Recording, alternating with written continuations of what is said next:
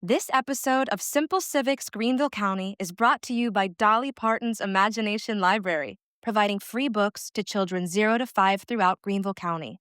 To sign up, visit greenvillefirststeps.org/freebooks. That's greenvillefirststeps.org/freebooks. Before we get started, Simple Civics listeners, September is our month. It is Civic Awareness Month across the U.S., and we are celebrating it at Simple Civics Greenville County with a couple of great releases for you. We have a relaunch of our website that includes a catalog of our past episodes so you can easily search by keyword and topic. And our Simple Civics Greenville County newsletter subscribers will get weekly information on how to engage at levels of local government. If you're not already a subscriber, visit our website at simplecivicgreenvillecounty.org, and you can sign up for behind-the-scenes information and details on civic engagement in our area. For more than 60 years, Greenville Technical College has helped open doors to economic mobility through the engine of education. And this year, it has a new leader. What's next for this critical component of Greenville and the upstate's educational landscape? I'm Catherine Schumacher with Public Education Partners, and today on Simple Civics EdTalks, I'm speaking with Dr. Larry Miller, who became the third president of Greenville Technical College on July 1st. For the last several years, Dr. Miller served as Vice President of Learning and Workforce Development at GTC, where he led transformative efforts with strong results, including a 238% increase in credentials awarded in just 1 year. With that experience and strong community partnerships in place, Dr. Miller is excited to share with listeners how technical education continues to evolve and how Greenville Tech is ready to build the workforce of tomorrow today.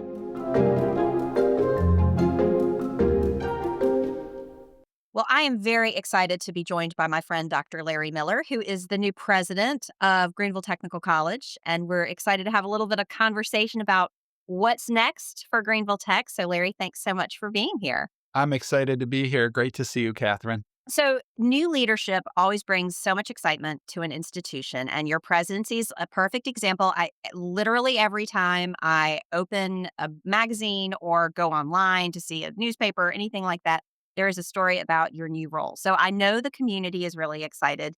But, why are you excited about assuming the leadership of Greenville Technical College in this particular moment? Greenville is on the edge of greatness, right? We're getting top 10 rankings and a myriad of national polls.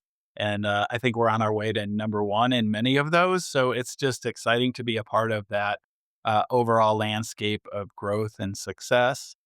When I dig into it more and I talk about education specifically, one of the things I'm really excited about is here in our community, Catherine, as you know, we've focused as a community on hitting that Lumina target, that 60% of our community has a college degree or credential of value by 2030. And to see us move from 39% back in 2009 to a very respectable 51.4% in 2023, we can see that that goal is kind of now in our sights and potentially achievable with a lot more work.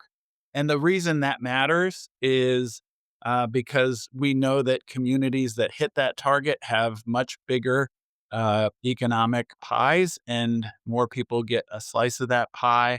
And that gets into some of the economic mobility work that we're involved in here at the college that I think we'll get into more in our conversation. But just being in the mix of those elements of changing people's lives and reshaping this community in a positive way, that's what's got me excited. It does feel like there's some really fantastic synergy and energy and excitement and, some really dynamic leaders like you who are really committed to moving things along. So you've been here for 6-7 years. You've been at Greenville Tech, during that time. So what have you learned about the educational landscape that you are a part of over these last few years that's informing your strategy, your leadership strategy and your vision for what you're going to prioritize going forward? Well, I think there's three things I learned. First, that our K-12 sector has really improved dramatically under Dr. Royster's leadership. I mean, to see grad rates go from somewhere in the 50s to in the 80s now is incredible. And I know that his focus on ensuring that Graduation Plus exists, right? That you have a credential, either a college course or a workforce credential when you graduate high school is a brilliant and simple strategy to explain. And I know that we can build on that and make that even better. So going from things like having a few dual enrollment courses to actually earning a certificate from Greenville Tech in high school, or even a college degree, an associate's degree. We produced about 70 of those last year. We'd like to see that number get to about 700. We want a lot of students to come out of high school with an associate's degree, junior standing, going to another public institution so that a bachelor's degree becomes much more affordable and attainable for a wider swath of the community we serve. So that's one big thing I've learned. I've learned that partnerships are critical in that space. So working both with the charter sector and with Greenville County Schools to grow our dual enrollment program. We've seen that move from about 1,600 students when I got here to over 3,000 today.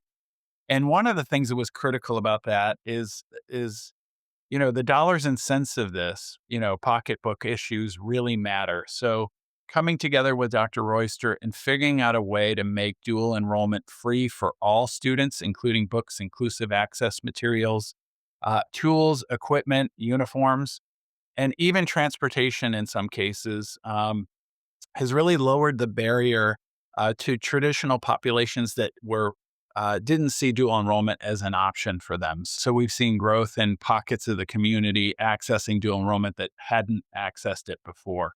So we're proud of that.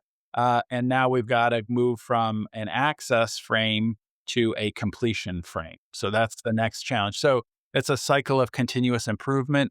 And, as a leader, I get excited about that. That's what, gets me out of bed every morning is how can we get better today?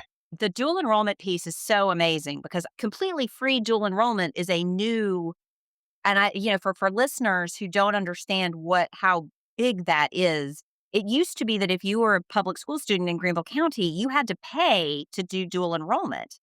And now, because of your leadership, because of commitments that the district has made, and because, we're really so smart about how we're thinking about our community investments, dual enrollment is free. And so if you're enrolled in dual enrollment classes, that's a huge investment in students and in their ability to kind of rethink what post-secondary could look like for them and where they're going to be even when they, cross the stage with a diploma. Obviously, from what you've already said, you and I know we've hung out a fair amount. You are a data guy. Like you are a data-driven, results-oriented leader. And so, I know that you're going to use numbers when I ask you the next question. So what does success for Greenville Tech look like in 5 years? Let's say 5 years. That's a great question. We've seen over the past 5 years, our own graduation rate double. And I've challenged my leadership team to do that again. Now, that's a tall order, and everything we did to double it once is not going to work to double it again because you start to get into ceiling effects and other things. But to me, that's first and foremost on my mind. And then this new partnership we have being admitted and accepted into the Aspen Unlocking Opportunity cohort, which is a program that is designed to make sure that we're meeting our mission of ensuring that all of our graduates have an opportunity to achieve economic mobility, which basically means, you're earning a family sustaining wage either when you graduate from us or within about 5 years post-graduation. So we do a good job of that now. They provide us a lot of technical assistance and thought leadership to do an even better job. So we know we know in this community over the past 10 years, we've gotten better at economic mobility. And so that's one area that we're really focused on is grad rate and then wages. Our placement rates are already insanely high. So we're at 93% graduates placed in the field they trained in. Really hard to get much better than that. Our licensure exam pass rates are at 97%. So we're doing well in a lot of key indicators. And then I would say access, right? So just going back to our core mission, we really need to focus on the half of students in Greenville County who are deciding not to go to college after high school. They are setting themselves up for a lot of challenges in life going forward that we can help them with. So one thing I often say, just back to the dual enrollment point I made earlier, is instead of asking a student who feels they have to go to the workforce immediately after high school, trying to convert them to go to college, I just ask them, would you go to college while you're in high school? So increasingly, we have partnerships like a program called Accelerate U that's designed for students who are interested in careers in areas like skilled trades, where we want them to come on our campus and earn a certificate in that field while in high school. Again, I'm buying, with Dr. Royster, we're buying you all your tools and equipment. We're handing you that skill set. Then you're going into the workforce. There are 590 openings in HVAC alone right now with an average wage of $54,000. Okay. And this is the most important thing, Catherine. You and I grew up in an era of either or. It was either you went to university or you went to the workforce and potentially some vocational education program. We're in a world now where it's both and. So I sink my hooks into you as a student. I don't mean that literally, but I want to help change your life in high school, get you into a skilled trade or other area where you get into the workforce and you meet your economic needs. And I want you to stay with us, finish that associate's degree. You might stay with us and enroll in our advanced manufacturing bachelor's degree. That program articulates, the HVAC program articulates into that. Or you transfer to one of our partners, you get a 4-year degree. You transfer to another partner, get a master's. You can end up with a doctoral degree if you want to. You get off that train at the station that you choose. I'm just laying out a pathway that's really affordable that helps you hit your education and career goals. That's so powerful. And I think that flexibility, you and I recently, we went on a trip to Estonia. We did this benchmarking trip together. There's also an EdTalks podcast about that, listeners. And one of the things that we really came away from that trip feeling was that one of the things we do really well, particularly in South Carolina, and particularly in a place with a strong technical college system and an opportunity for that certification, 2 years associates, moving around, creating a path that's right for you. And I think the skilled trades piece is very powerful right now because obviously AI is looming. And, you and I've talked, I had a fantastic Greenville Tech grad fix the air conditioner at my house. And he's been working for a local HVAC company for 6 years, went to Hillcrest, went to Greenville Tech. Those jobs don't go away. We need them more than ever. And so I just think it's so smart the way in which that path can be customized to the person's needs. So you touched on partnerships a little bit, and I know that's a big component of your vision for Greenville Tech's future. So we met, obviously you worked with Greenville County Schools. You talked about that already. So what are some of the other partnerships that you're putting in place that you think have the potential to have that kind of major impact on economic mobility in Greenville? Yeah. So in addition to the K-12 sector that I hit on, I think the next one is the Economic Development Organization. So the 5 EDOs that serve Greenville County, along with our top 15 employers, I made it my mission to make sure I'm meeting with all leaders from that group of 20 in my first 100 days. It's pretty easy because I serve on a lot of their boards already, but it's important to have those new conversations from my new seat. Because if I'm responsive both to the current workforce demands of our 15 largest employers, and I'm hearing who's moving here, who's investing in the community, and what their needs are 3 years before they start hiring, then I can get programs started up and approved through our accreditation process, get students enrolled, and have graduates coming out of our facilities, out of our programs, and ready to move into those new job opportunities. And the fact of the matter is, when you look at what matters to companies when they choose to relocate, talent wasn't in the top 10, 15 years ago. The past 2 surveys, they're 5 years apart. Talent was number 2, for 10 years in a row on that survey. So we know if we build the the new model of economic development is you build the workforce and you attract the capital investment. And so we're a key linchpin in that, but you have to have your ear to the street, 3 to 5 years out, right? I can't produce a graduate in 3 weeks or 3 months. It takes several years to design, build a program, recruit a student through, and prepare them properly. So some of the ways we do that are technical and facility related in nature. For instance, Isuzu is building a large truck manufacturing plant here in Greenville, and they are on our site. They're on our Brazier campus with their first temporary line to train initial workers. So they're hand in glove with us from day one here.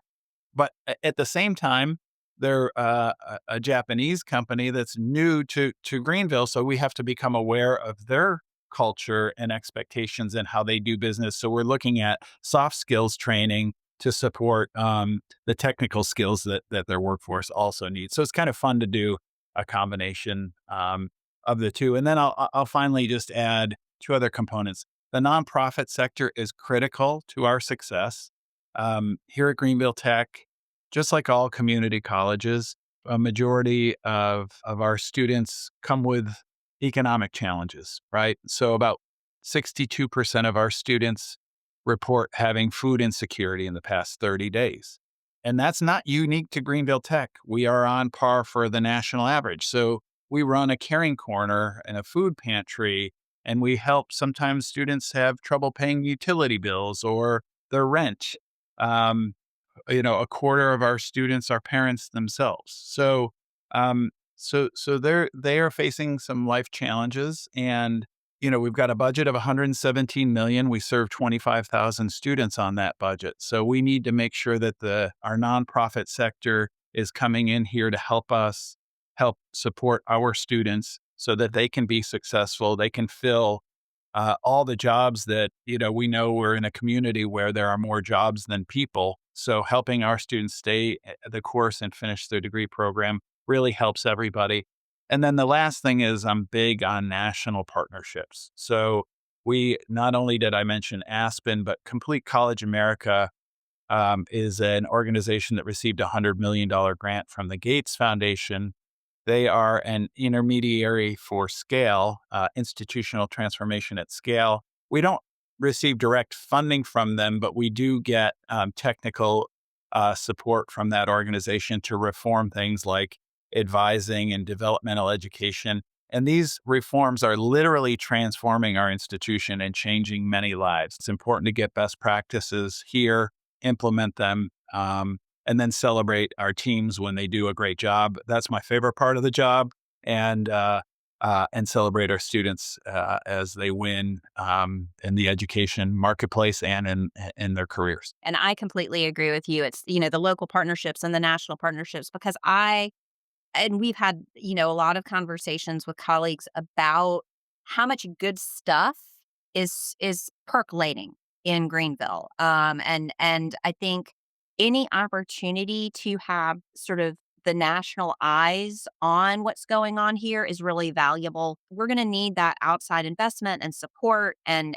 all of that to accomplish some of the goals that you've laid out. And so that's something that, as sort of one of the nonprofits in the mix, that we're really excited about to support from our platform where we are supporting Greenville County Schools. I'm going to give a quick shout out to the Greenville Tech Foundation. Greenville Tech has its own foundation. And if listeners are curious and if you want to sort of support the work, particularly to help some of those students who are facing housing insecurity or food insecurity, I bet 62% was a pretty astonishing number to me. I actually didn't know that. Check out the Greenville Tech Foundation. I'll give a shout out for that. You alluded to the fact that technical education looks different than what many of us have in our minds. We talk a lot about education as the engine for economic mobility, and you've referenced that. Why is a successful Greenville Technical College so important to this community, particularly in this moment? Yeah, well, first, thanks for plugging in, right? And our foundation, they do great work. And I do want to share that this year, because of our donors' contributions, 100% of students who applied for scholarships from our foundation received one. I think the number was, over 1,000 students, and they received over $1,000 on average allocation. So definitely over $1 million there. The value proposition of higher ed has been questioned now for many years. And people rightfully so are saying, what's the return on my investment, both in terms of my time and effort, as well as how much I'm paying in tuition. So what I think is important for your listeners to know is that we have, I think, the best value proposition in higher ed. If you are a resident of South Carolina and you meet a couple of other very easy to meet qualifications, you're eligible for an SC Win scholarship, which is up to $5,000 a year. Our tuition runs, depending on the program you're in, somewhere between, $5,200 and less than $6,000. So, and that's just one funding source. So your listeners need to understand most of our students are receiving Pell Grants. They are receiving life scholarships. They're receiving lottery tuition assistance, and then they're also receiving SC Wins. So in many cases, our students actually attend college tuition free. So knowing that, and then knowing that they are earning, in our last economic study, about a 42% wage premium over a traditional high school graduate, you can see the ROI is plain, that you're going to come out making a lot more money than if you don't choose us. Moreover, we keep options open to you. So we have articulation agreements with every public institution in the state of South Carolina. We have out-of-state articulation agreements for transfer. So we'll set you on a pathway to success, whatever your preferences are. So I think value proposition is important. And then I would finish with this stat. I read last year, 70% of recent college grads said they did not know enough about how to use AI to do their new job. And I think it's our responsibility and mission to make sure that our graduates know how to use all the technical tools available to meet workforce needs.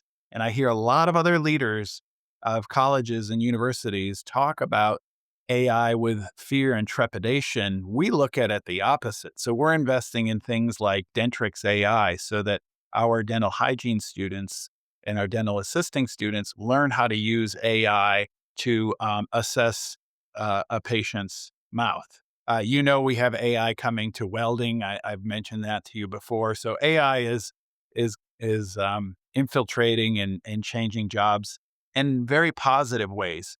And in the welding sector, it will make the job healthier. So the machine is doing the work instead of someone being on a ladder, kind of extending and putting themselves at risk for falling or hurting their back. New equipment keeps them safer in the workforce. That gives them a longer career, more longevity in that industry. And the demand right now for welders, there are 400,000 openings. So someone who's trained to use AI welding, the laser welding that we're putting into our new Center for Welding and Automation Excellence, our robots and cobots, our graduates will have the skills that the best employers are going to be looking for. And we're really proud of that.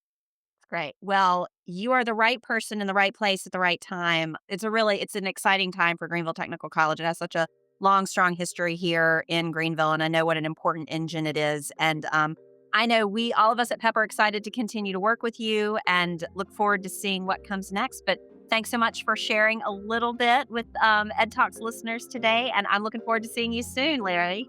Thank you so much, Catherine.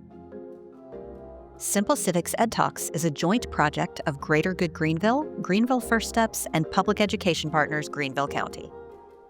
Hi, Simple Civics Greenville County listeners, Nathaniel here. If you've made it this far, then we think you'll really love our newsletter. Sign up for bonus content, updates, and more right in your inbox.